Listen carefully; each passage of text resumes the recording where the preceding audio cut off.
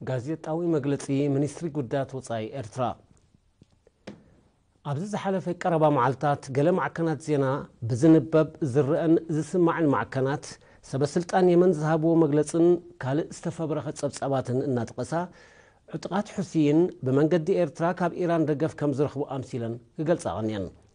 ኤርትራ ነዚ ብምድግጋም ኣእዛን ዘሰልከየ እንሓንሳብ ኣብ ኤርትራ መደበራት እስራኤል ኣሎ ካልእ ግዜ ድማ መደበራት ኢራን ኣሎ እናተባህለ ዝናፈስ ቅንጣብ ሓቂ ዘይብሉ ወረታት ብዕቱብ ክትከታተሎ ጸኒሐያ።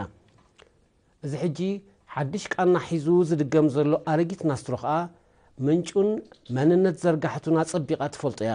እንተኾነ ክኢላታትን ሓለፍትን ዝበሃል እውን እንተስ ብግርህና እንተስ ብፍላጥ ክደጋግሞ ስለ ዝስምዑ ሚኒስትሪ ጉዳያት ወጻኢ ሃገር ኤርትራ ሓቂ ንምብራህ እዚ ዝስዕብ መርገጺ ኤርትራ ምዕባለታት የመን ዘነጽር መግለጺ ይህብ።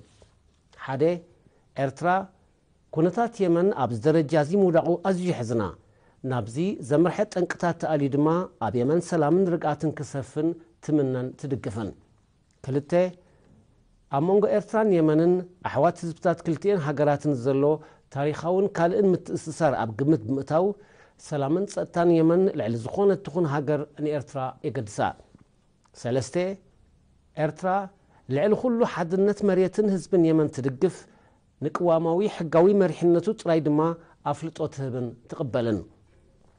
ኣርባዕተ ንህላወ ኢራን ሑሲይን እስራኤል ኮነ ካልእ ግዳማዊ ሓይሊ ኣብ ማያዊ ይኹን መሬታዊ ልኡላዊ ግዝኣት ኤርትራ ኣመልኪቱ ብተደጋጋሚ ክጋዋሕ ዝጸንሐ ወረን መግለጺታትን ጭብጢ ዘይብሉ ካብ ሓቂ ዝረሓቐ ጸለመ ምዃኑ ተረጋግጽ።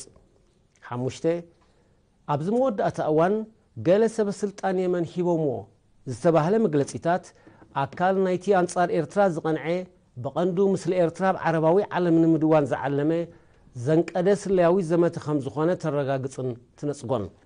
ሽዱሽተ ሓያሎ መርበባት ሓበሬታ ጋዜጣታትን ጸሓፍትን ነዚ መሰረት ዘይብሉ ተቐነ ከም ክውን ሓቂ ምሲሎም ከቃልሕዎን ትንታኔታት ክህብሉን እንከለዉ ቅድሚ ዝኾነ ካልእ ኣካል ንዓረባዊ ኣንባብን ተኸታታልን ከም ዝጸሉ ትግንዘብ።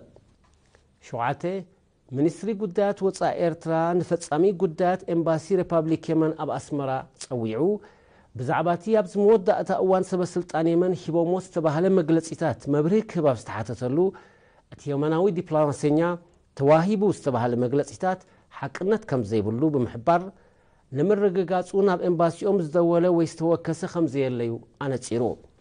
ሸሞንተ ኤርትራ ደሴታታ ወደባታን መሬታን ንክራይ ኮነ መሸጣ ዘይተፍቅድ ሃገር እያ።